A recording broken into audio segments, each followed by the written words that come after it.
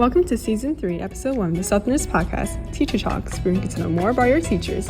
I'm Lily Wu. And I'm Sarah Sun, and in this episode, we interviewed Miss Meredith, a performing arts teacher here at Great Neck South High. So hi, Miss Meredith. Thank you so much for agreeing to do this interview for our podcast. So we're really happy to have you here, and we have a few questions for you today. Of course. So firstly, could you briefly introduce yourself? So I'm Meredith, and I am a theater teacher here at Great Neck South High, and I also teach public speaking, and I also run the after-school theater program, Theater South. What made you want to become a teacher? I had been teaching, I was acting for a while, so I was already teaching in different camps and such, and I really loved how students especially just really seem to fall in love with acting compared to some of their more academic classes. And because when you're an actor, a lot of actual actors can be very bitter about the profession and such, and this was just like a beautiful way of doing the same thing, but with people who really just were very open and loved to experience it. So personally, how did you get into theater and acting? I've just always loved it. My mother was a professional singer, so up in the Catskills, which is not really a thing anymore. It's kind of like the Las Vegas of the 1960s to 80s. So she was an entertainer there, and I would just go out and watch her perform, and it was incredible. So, and my father, who's not a performer, but he just loves Broadway shows, so he was always playing me records of different shows when I was a little kid. What's your kind of professional path, like your education, your career path in terms of... For me personally, so I was doing shows in high school or even before, and then I applied to different theater schools for college. I got into Ithaca and NYU and a couple of other places. I chose NYU. So I went there for 4 years doing musical theater and classical theater and experimental theater. And then I started to audition for shows for, I'd say, like the next 6.5 years. I would get things, I would go away on a tour, or I would stay in a different state for a couple of months. And then, as the years progressed, I kind of moved into teaching. That sounds like a really fun and interesting lifestyle, especially with the traveling and everything. Yeah. Can you describe like your experience with that? Yeah, I mean, one tour I did, it was a children's theater tour. We were just in a van, and we would drive ourselves in this van. It was a group of about, I think it was like 8 people, and we would drive to different states. I'd say every day we were in a different state, staying in hotels.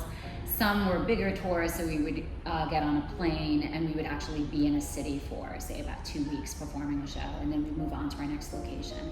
But it was really fun, because you obviously have time off to just explore a new area, which is fabulous. What is it like being on stage in these shows? It's thrilling. It can be scary, obviously, but once you kind of get the hang of it and you've done it a bunch, it's just thrilling to get the reaction from the crowd and know, especially I did a lot of children's theater, kind of having the parents and the kids be so excited to have us on stage. One show in particular I did was Clifford, the big red dog. So there were like a lot of 3-year-olds in the audience, and they just went insane when they saw us, and there was a lot of puppets in our show and everything, so it was incredible.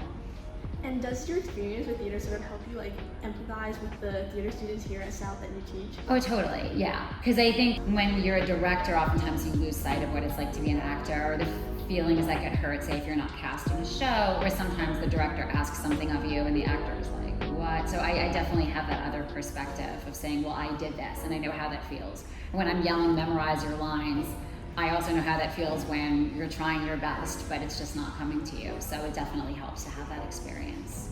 So what are some of your hobbies and pastimes outside of teaching at South High?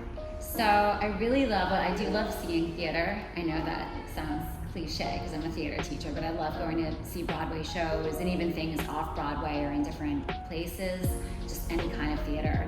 I like taking acting classes, so when I don't have the after school, so say from March onward, things slow down a little bit here, so I'm able to enroll in an acting class. I also enjoy running and yoga. Especially running has become like a new passion of mine since COVID, though I've never done any marathons yet, but you never know. I can really relate to that because I'm a runner too. Oh, you are? So, that's yeah. awesome. So if we talk about the places that you've been to for your shows, or places you travel to, which one's your favorite location or state or city? Places that I've traveled to, I'd say one of my favorite that I was at as a performer was Atlanta, Georgia. I was there twice for 2 different tours, and I just thought it was a great city. The weather was really beautiful when I was there. Everything is named Peachtree Street. Don't ask me about this Peachtree Lane, Peachtree Street. I just thought that was adorable, but it's just a really nice city. A cool place I've been to that was not, I was already teaching at that point, was South Korea. I went to Seoul for 6 months and I taught at a program there. It was all like an after school program, and that was really fun. And just to be in Seoul for that amount of time, I really got to know this city very well. So that was just incredible.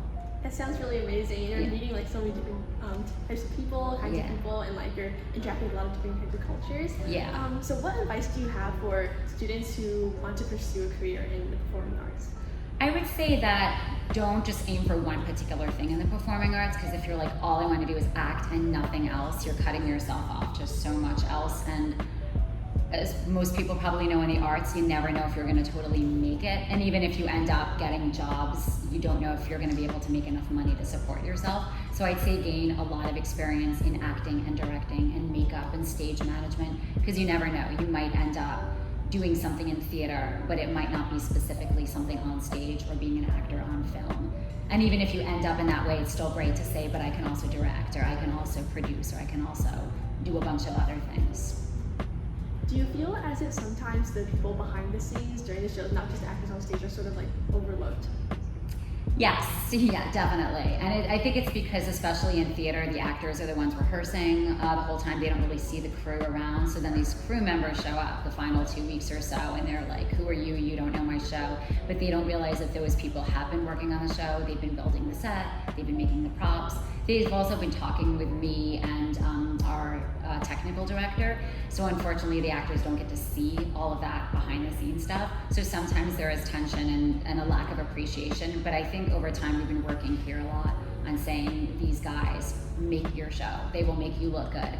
Because no matter how good an actor is, the show's not going to look good if your costumes don't look amazing, if the props aren't there, if the set doesn't look incredible. So, and I think that's probably true even in professional theater as well, where they're like, who's the crew? And yeah.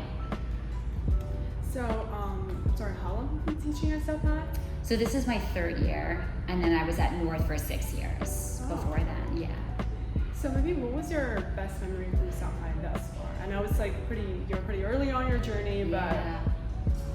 I think one of my best memories is from Greece. Just kind of overall, that was my first year here. There was a musical we did, and it was still dealing with COVID, and everyone was in masks. And I felt like the seniors were really, really nice, given that I was the new theater teacher. They really loved Mr. Marr, who was the prior drama teacher. They're also now dealing with the loss of a teacher. Not the loss, he's still alive and well. He just moved on to English. So they were dealing with that, plus the COVID thing, and I feel that everyone's spirit was really high throughout the entire rehearsal process, and I was really taken aback by that, because I thought it was going to be like dealing with a lot of personalities and people getting really upset about things, and instead it was just a beautiful experience, and I thought the show was really good.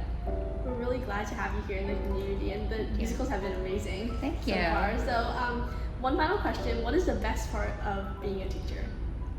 I think the best part of being a teacher is you just never know what to expect day to day. You might have, so say like in an improv class, I might have an activity, and you think, I'm just gonna really like love this so much, and then suddenly you see some of the best work, even better than something you might see professionally. I've just seen so many scenes here, and specifically in terms of an acting class where it's completely brilliant, and it could have ended up on Saturday Night Live. And I also think in terms of the theater program after school, I think the best thing is just seeing people involved in theater, whether they want to get involved or not. Once again, if you end up doing it professionally, that's great, but I'm seeing a lot of people that seem to just love it, will always have it in their lives, even if it's not something they're necessarily going to pursue. And that's just a beautiful thing to see. That's amazing. So thank you so much. That's all for our interview today. Thank you for your time, and we're really glad to talk to you today. Thank you so much. I really appreciate it. Thank you. This podcast is brought to you by The Southerner, Great Neck South High's newspaper. It is hosted by Sarah Sun and Lily Wu, directed by Amelia Liao, and edited by Janice Lee. Yeah. I love your passion for theater. Thank you. And your passion for running.